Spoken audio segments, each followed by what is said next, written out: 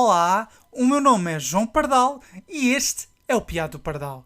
Aqui trata cultura pop por tu. Sejam então bem-vindos a mais um podcast e desta vez as portas do parque mais conhecido do cinema voltam-se a abrir. Welcome to Jurassic Park. We've made living biological attractions so astounding that they'll capture the imagination of the entire planet. Parece mentira, mas é mesmo verdade. Jurassic Park, de Steven Spielberg, foi lançado há 30 anos. Foi com este filme que dinossauros como o T-Rex ou os Velociraptors tornaram-se conhecidos no mainstream e alimentou o imaginário de crianças e adultos na década de 90. Baseado no livro com o mesmo nome de Michael Crichton, Jurassic Park é um conto que mistura ficção científica com elementos de suspense e tem como ponto de partida a premissa: e se conseguíssemos clonar dinossauros e metê-los numa espécie de Disneyland? Óbvio que tem tudo para correr bem. Só que não.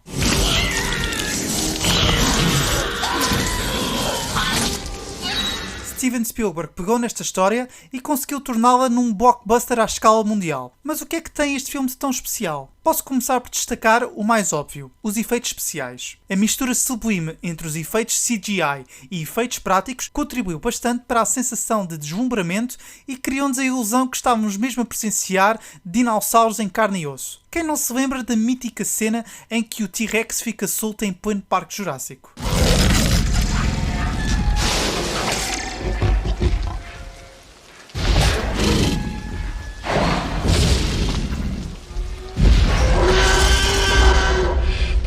Being right all the time.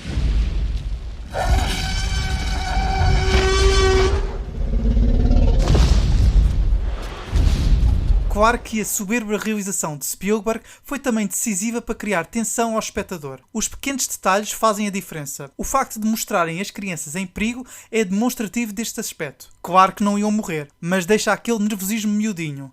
Perceberam? Crianças em perigo, nervosismo miudinho. Valha-me Deus, não havia necessidade.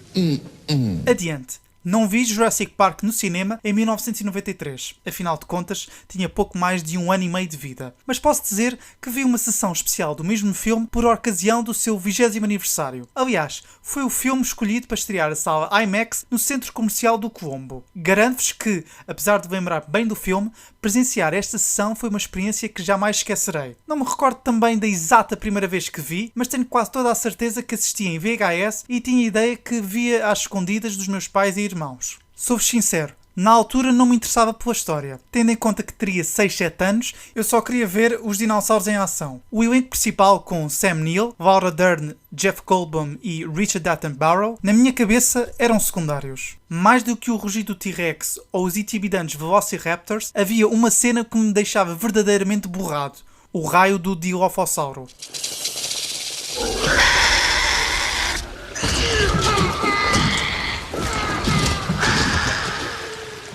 Ficava muito assustado porque o meu cérebro de criança achava que, por este dinossauro cuspir um veneno ácido com o intuito de nos tornarmos uma refeição para ele, era simplesmente horrível. Felizmente a SEGA lançou um arcade shooter baseado na sequela, Lost World, em que podíamos disparar nestes Dilophosauros. Já ficava um pouco mais aliviado com esta possibilidade, mas o trauma permanece até hoje.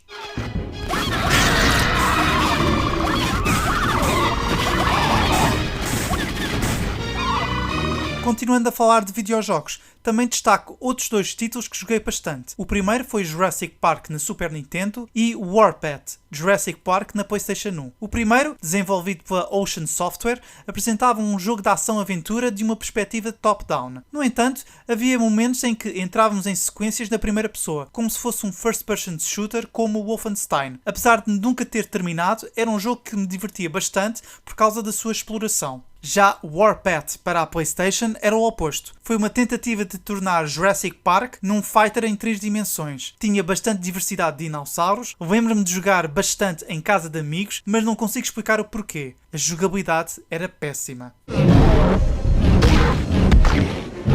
30 anos depois, Jurassic Park continua a ser um marco na cultura pop. Ainda se fazem filmes baseados nesta franquia. O logotipo é facilmente reconhecível e é possível encontrar em lojas de merchandise, quer seja em canecas, candeeiros ou mesmo em t-shirts. Não sei o que o futuro reserva para este franchise, mas posso dizer que continuo a ser fã. E o primeiro filme continua intocável.